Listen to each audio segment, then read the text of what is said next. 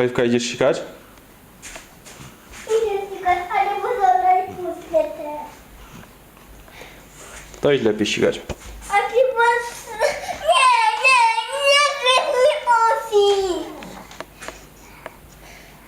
Nie zjedz mi osi! Nie świecę. Tato! Słucham. Połóż aparat! Dobrze, położę go tutaj. Ale posądzaj te krótkie. Ale posądzaj te krótkie. Oliwka, ty się idźcie wysikaj i potem możesz posprzątać puzzle.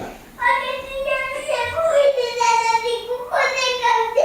Magi będą bardzo balała kasa.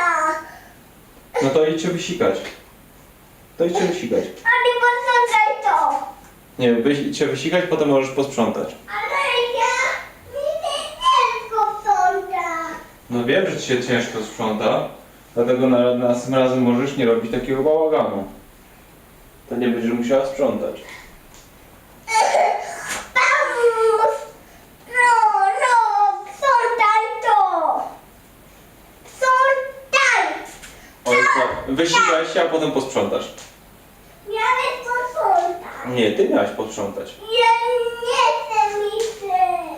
Misy nie chcę. Misy nie chcę sprzątać.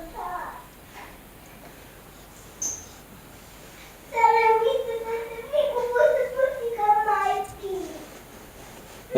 No to wysikaj się. To posprzątaj to. No to wysikaj się, a potem posprzątasz.